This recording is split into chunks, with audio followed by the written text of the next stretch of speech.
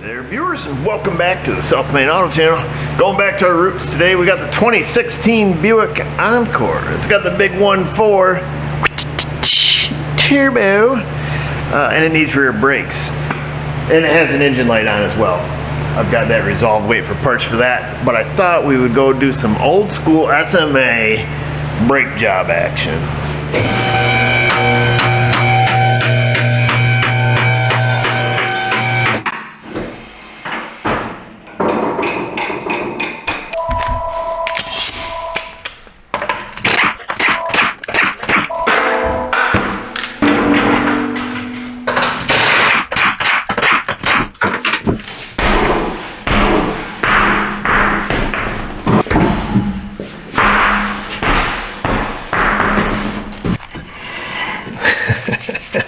Pretty rough looking, man. I did take a little toot around town before I pulled it in, so I'm not sure what's going on here. I don't know if we're gonna have some pin seized up or junk caliper or what. See if we can't crack this bottom pin loose or not. And negative on both. Looks like we're gonna need, I think those are usually 17 mm. Yes, sir. Lucky guess.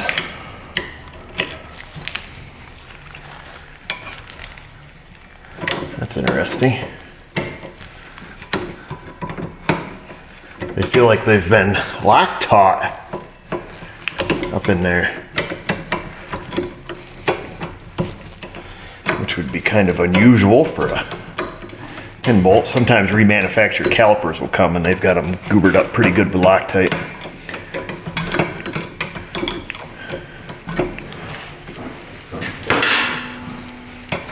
Take that off and have a gander at it. Yes, sir. So she's been blue Loctite. We will have to look in service data to see if that's common. I don't believe it is. Nothing I've ran across yet.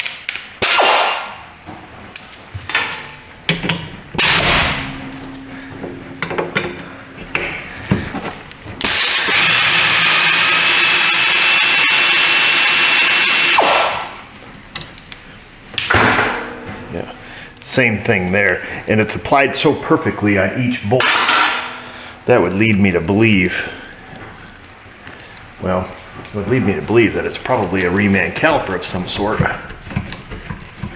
Somebody slapped on at some point. Oh, the boot's all twisted up on it. Right around there. Doesn't necessarily mean anything. We'll certainly get it untwisted. Pop our pads off here. Outside pad is not seized up, nor is the inside pad seized up. This was customer request. It's hanging on the parking brake cable, so calm down. There's still lots of slack here, okay? You have to control yourself, man. I did grab us at 15. We'll see if we can't crack this bracket loose. Yeah, nothing appears to be seized up. Perhaps the caliper itself is seized up, or the car was just sitting for an extended period of time. There's a tremendous amount of rust underneath it, as to be expected for a car this age.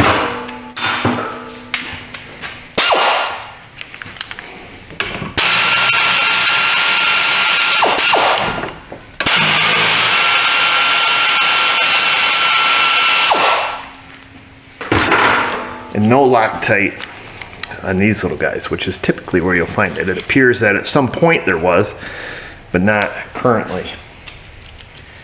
Before we get super far, let's see if our caliper is any good. Kind of stick this stuff here to the side. And we'll see if we can't get our boot untwisted. Make sure it doesn't have any holes in it, and then we'll have to spin and retract.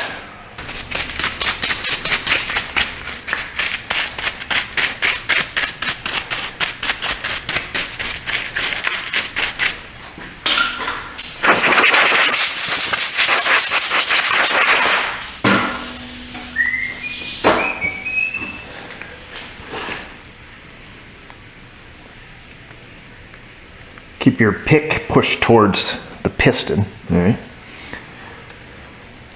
Okay. And then we're gonna work it just up under that boot. Don't poke a hole in it.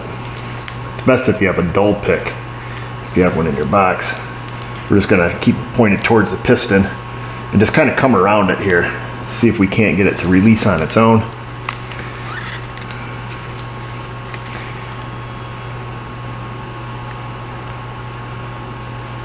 Get up under there. Pry that up just a little bit. Show you a little trick me ma taught me. Try to get this where you guys can see it. Hold that up, keep it pointed towards the piston, little silicone spray.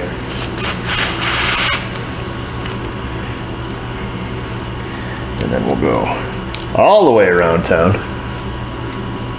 All right. We should be in good shape for the shape we're in. However,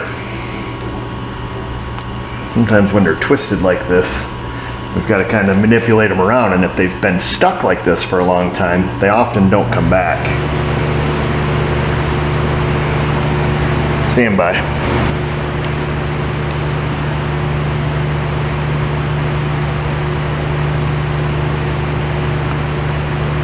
All right, this one is popping back on us. We'll see if it's salvageable once we start pushing it in to see if it'll wrinkle back up the way it's supposed to. We're looking pretty good. Right now it's starting to go back and fold back in on itself. How it should be. Purge any air out of it.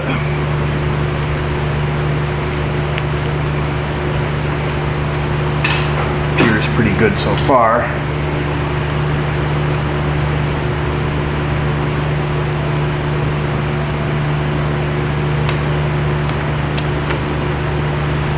Just making sure everything's moving kind of free. Sometimes if you're using the proper tool, which we're not, you can't really tell how hard it's pushing.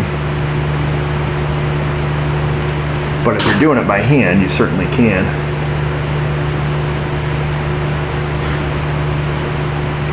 I use the back side of my pick here. Kind of work that around. I want to get back under the lip here and release any air that's trapped.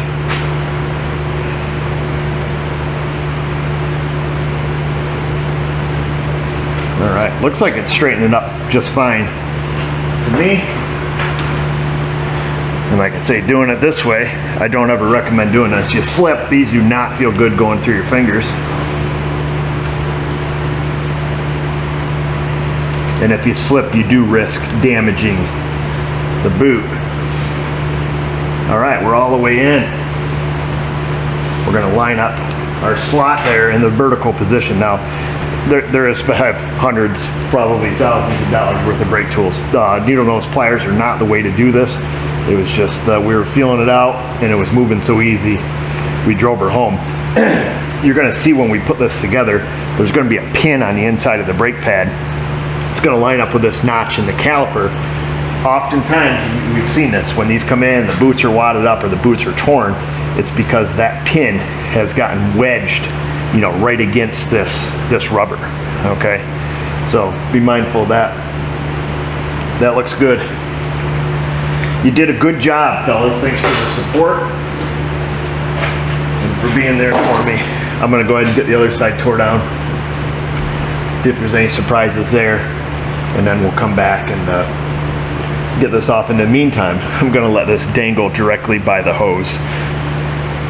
Other side looked just like this side, all twisted up, but I did notice when I was taking this apart, the pads that we took out are General Motors pads, so this must have been either their OEM brakes, which I find really hard to believe, or they were done at General Motors or GM remans or something. I don't know. It seems, whoa, dude. It seems kind of sus to me.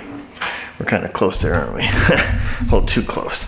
We need to get this screw out, the inevitable rotor screw. Everybody says, you gotta throw it away. You don't have to throw it away, but if it breaks, forget about it. To keep it from breaking, we're bringing in the dog. Show you how the dog does it. Don't even try it without a little bit of heat or a little bit of rattling. We coming in, this is the OG Big Nasty.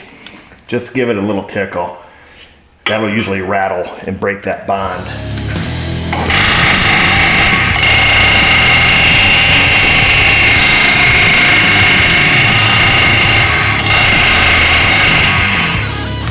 that's all you need to do right there. Get up in here with your T30. It doesn't have to be an Astro, but it should be.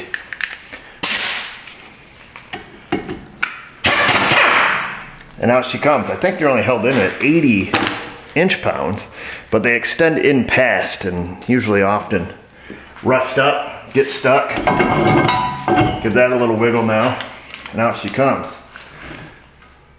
Definitely not the OG, because you can see, well, you can see buff marks on here where somebody has cleaned this at some point in this vehicle's life. Doesn't mean they're not original, because they could have just stuck this stuff back up on there. Hard to say, but girl, you crusty. It's a hub cleaning tool made by 3M. Probably one of the best on the market, in my opinion. I've used a couple different ones. These are the ones I go back to. Kind of spendy, but if you're only using it to clean behind the stud here, these last quite a long time. Definitely can justify owning them. Some people think that we're cleaning the stud. We're not. This is just hollow so it fits around it, so we can get this bit of rust here on the inside.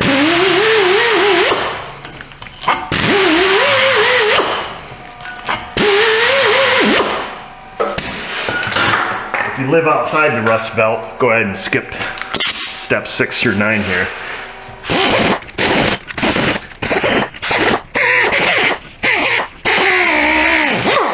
You don't have to worry about this space here because it's recessed, unless it's excessive, which it's not. It would have to be really excessive. Now we'll get a stiff wire brush, kind of polish her off in there.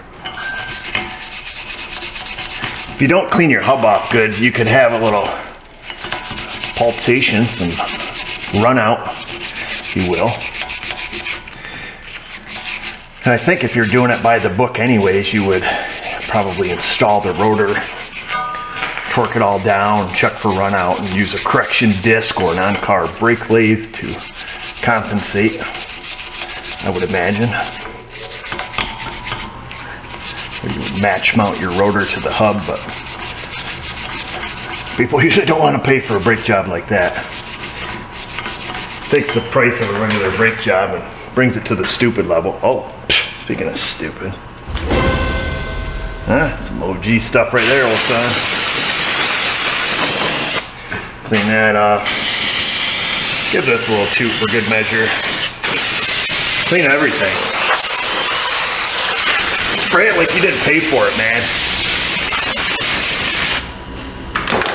We're gonna give her a full douching. Today we're using Surface Shield by the Blaster. Long-lasting rust protectant. Typically we use the fluid film. But that's what I have at hand. We'll be installing the Napa Adaptive 1.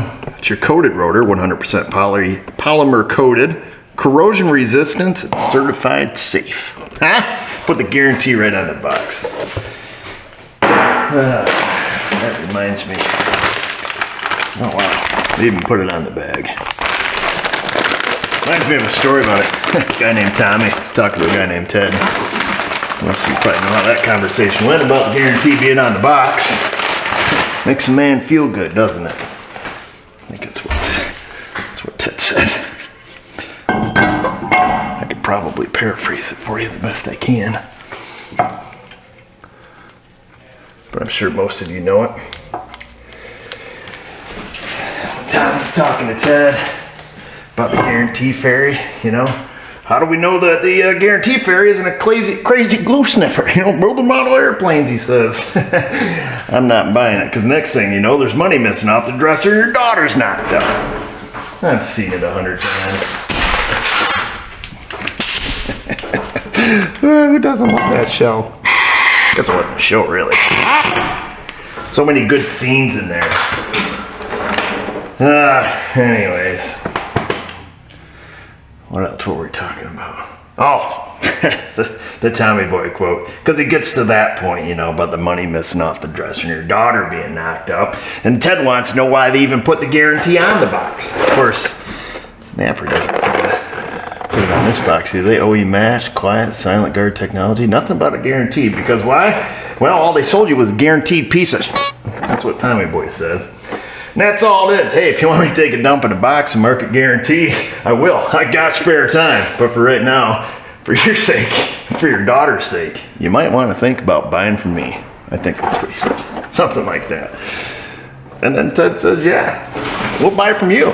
So I don't know if maybe Napper wants to send me on the road to be their salesman. I probably could pull out that quote and use that line. And then I got another one, but it's going to involve a couple toy cars and a new guy in the back.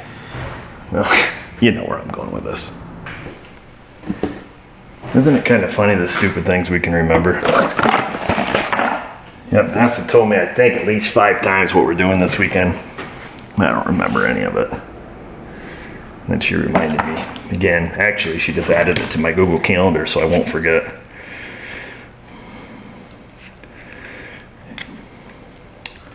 Maybe if she sung it to me in a song, I'm pretty good at remembering song lyrics. That's about it. Movie quotes, maybe, if they're funny and you've seen it 300,000 times.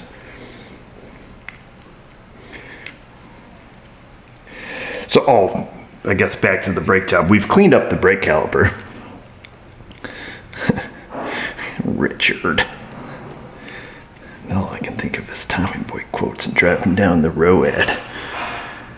Let's see. So we're lubing her up, keeping her from getting rusty. We sandblast them here. If you don't have a sandblaster at the DIY shop, then do what you have to do to get rid of the rust on the inside of the bracket here. Buy only top quality hardware, particularly if there's a guarantee on the box. We're going to click that on. And then before we go too far, we're just going to pull our pins out, see what they look like. Nice and greasy and slimy still, so we're going to slide them right back in. Burp the air out of them. This one's nice and greasy still. I don't want to pull them out all the way because they have, well, at least this one does, going to have that rubber on it. Sometimes they can be a hoo-ha to get back in there. Burp them out. If you pull them out all the way, sometimes you'll get some air trapped under there. And then they'll want to push out on their own. Has a little tab on the back. This one also has a squealer. This one does not have the little nipple on the back, nor a squealer. Whoa! Ooh, caught that on my foot. Wow. It's got to come in clutch. You want to make darn tootin' that is on the inside pad, regardless if it has a squealer. We're going to put the squealer so it is on the trailing edge of the brakes. It's typically what you would do. And then our outside pad on the outside. Oh, these things are slippery. You might want to put them in afterwards because they fit the bracket quite loose. They should be able to move around very freely.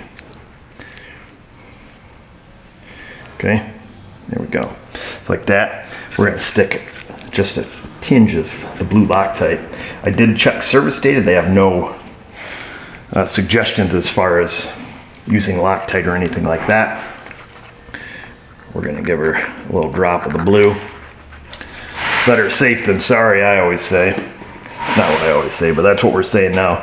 We're going to put them on at 70 some odd foot-pounds. Get her torqued up.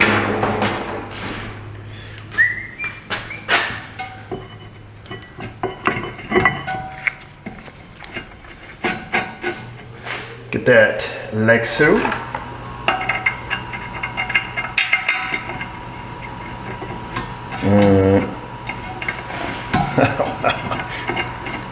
Oh, there. You get it eventually. Just keep trying, little guy. So there's that. We'll give it a little snuggie with the air ratchet. Whoa. Get them wheeled down there. And then we'll finish them off with a torque wrench, of course. On camera even.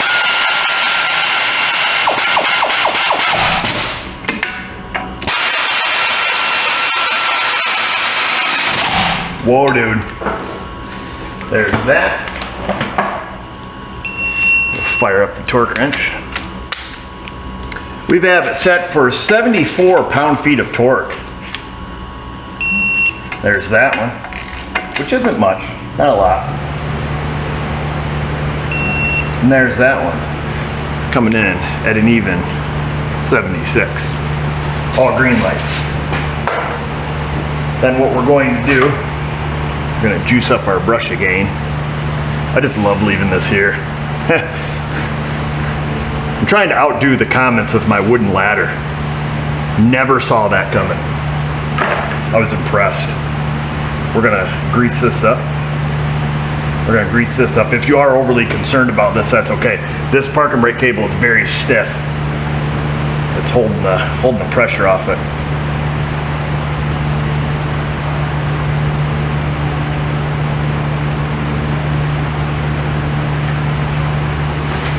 And that's that.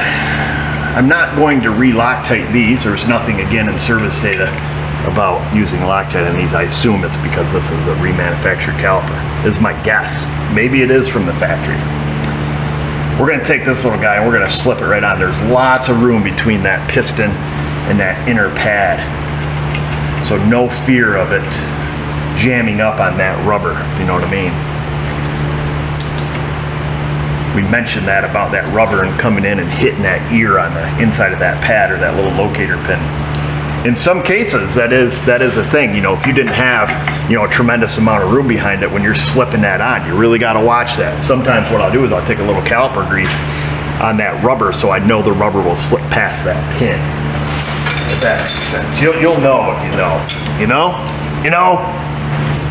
And then you're going to want to go ahead and torque these to 26 pound-feet of torque, I believe it is. You'll have to come up with some crazy configuration of something to do that. A torque adapter for an open-end torque adapter, box end, I guess it would be. Or remove your brake hose. Or plan B, don't be an idiot. Okay, there's about 26 pound-feet of torque. If you want to know what it feels like, let's say you're not an idiot. Let's say you're just inexperienced and you're like, I torque everything because I can't control myself, man. I don't know my limitations. Torque this top one to 26 pound-feet of torque. See what it feels like. Pull on it a couple times and then just give this one an open-ended wrench handy and see how you feel about that. I've gone way over the spec. However, this thing's not coming back with the calipers falling off, nor is it tight to the point somebody's not going to be able to get it off. Use your noodle once in a while, folks. It's okay to use your head. And not do everything on this side that you did on the other side. I need to break the stigma that we only do one-wheel brake jobs. That was a thing for a little while. I'd see it in the comments here occasionally or get a message about it, about doing one-wheel brake jobs, and I didn't realize that people actually thought that, but some do, most don't.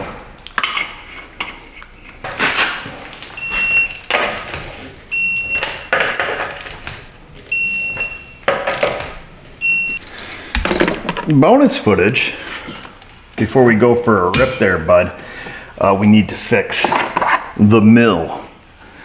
The engine light is on with the classic P1101, 1011, I don't remember which. But I did diagnose it as a bad PCV hose. In which case we got a new one here from my people in Poland. That's how you know she's General Motors Chevrolet America Apple Pie Baseball. We got our PCV hose here.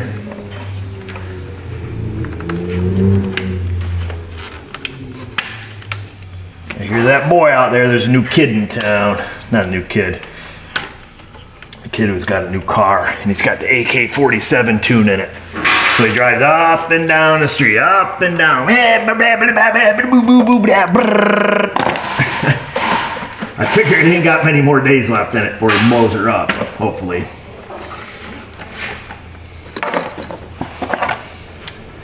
Up and down the street, right to the rug. Surprised we didn't hear him blast it off. Usually gives her a good little toot when he goes by.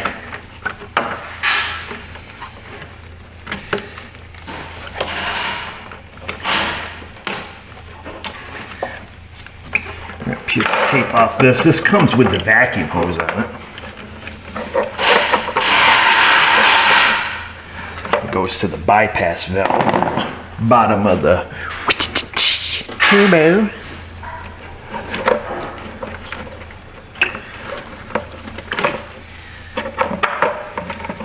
Well, it's kind of a pisser to get to on the bottom of that intake.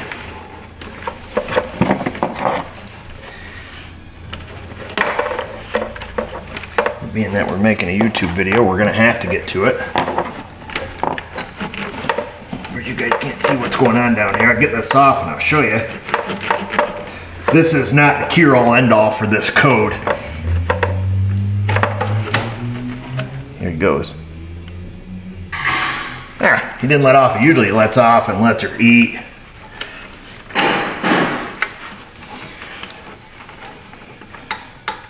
Get off there, you prick. Okay, here we go. This hose out of here. So there's a check valve in this PCV hose on these 1.4s. There's also one in the intake manifold, the flowback valve, or whatever they call it. Yeah, look in there, make sure it's in there. But the big problem with these is this check valve will go bad in this hose. So if she's a one-way jobby, you can give it a little kiss, and you should be able to, let's see, from this end, you should be able to suck through the hose. Which you can, but you shouldn't be able to blow through it. So you can hear that valve opening and closing. Quick way to check if these are junk: leave it hooked to the intake manifold, pull it off the turbo, and see if you have any vacuum here. If you do, it's junk. And that's what's going on here, and this will cause some airflow codes. You can easily suck through that valve. Not full sucky, but enough to where we're gonna be tripping codes. You're tripping codes, man. All right, here's the vacuum line that goes on it, that goes to the bypass valve. You can elect to do what you feel comfortable with, either slit the tape and just stick the tube back in, call it a day, or reach down here and fish the tube out and do it the right way. I'm gonna pause the camera and get everything taken care of here before we'll go for a ride and check out them new brakes. We're gonna check the oil in it. Never test drive one of these babies without checking the oil. They rarely come in with oil on the stick. Hey, this one's not bad. Looks like she's got fresh oil in it, nice and clean still. Just loaded her up. Tell Mrs. O we're going for a ride. What are you doing? Looks like you're barely staying awake. I am barely staying awake. What's happening? What's going on with you? I need a nap. Take a nap. Take a nap. Yeah, You're the boss. I can go. Yeah, I'm thinking the boss might get a little upset if I just disappeared to take a nap. We'll talk about it when I get back. What? We'll trade. We'll talk about it when I get back. We'll come up with some sort of trade? Some sort of deal. I got work I gotta do. Hi, kitty. Look at the cat. I want to be the kitty for an hour. Yeah, she's got it made. Basically saved the cat's life this morning, huh, Luna? Luna, you want to tell them about me saving your life this morning from the orange cat that was outside? Yeah, look how thankful she is. She was very happy. She came running. You should have seen it, Mess. You were the hero? It was the most heroic thing I've done. Rogue? Huh? Rogue? Yeah, I was going out, man. The cat had her cornered. Poor Luna. I saved him. I saved her. Getting bullied. Oh yeah, that stupid orange cat. He's gonna, well, I'm gonna talk about it on the big fat-headed tomcat. He's gonna get it. Get one of these. Shake my fist at him. And a couple ball bearings from the slingshot. 128.015. I doubt this thing has factory brakes. They were GM pads, but man, there ain't no way. Ain't no way. Bullspit. Isn't that what that guy says on the internet? All right, here we go. Oh, they work. Brakes work. That's good. Horn works. Oh my gosh, the parking lot's getting filled up. and Toyotas, Nissans. Oh man, Chevys and Fords. We got a plethora of vehicles here today. GMC and Chrysler.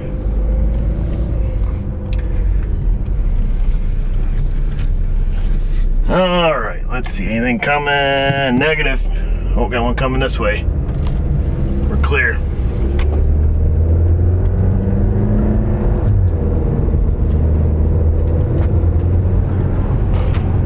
Both hands fell.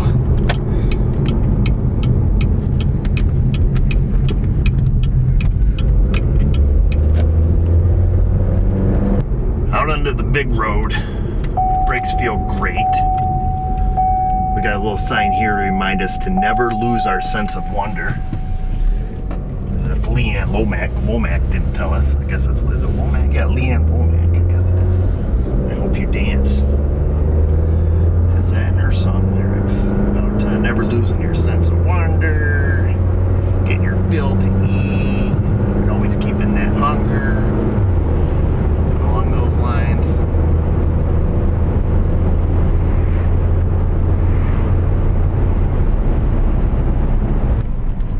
Stop here and get Mrs. O to pick me up.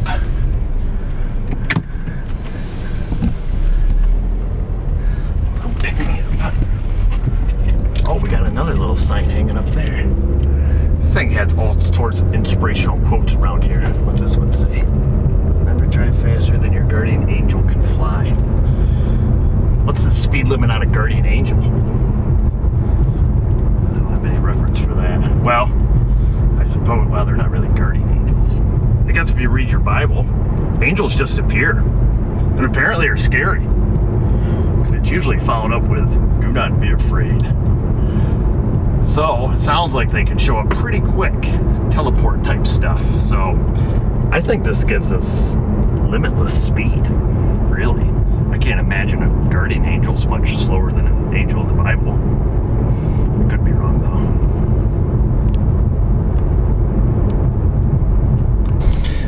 I've been wrong before, folks. 128.019, that's all we need to remember. Got Mrs. O Monster, which she's not going to drink, but I will. I know they're not good for you. But it's what gets me through my day sometimes. Instead of using, proper sleep habits and all that stuff that I'm told I should do, but I don't. Anyhow, what I do want to tell you is to go in that comment section. Leave us a question, a comment, a concern. Insty, the Facebook. You guys know where we're at. And just remember, viewers, if I can do it, you can do it. Thanks for watching.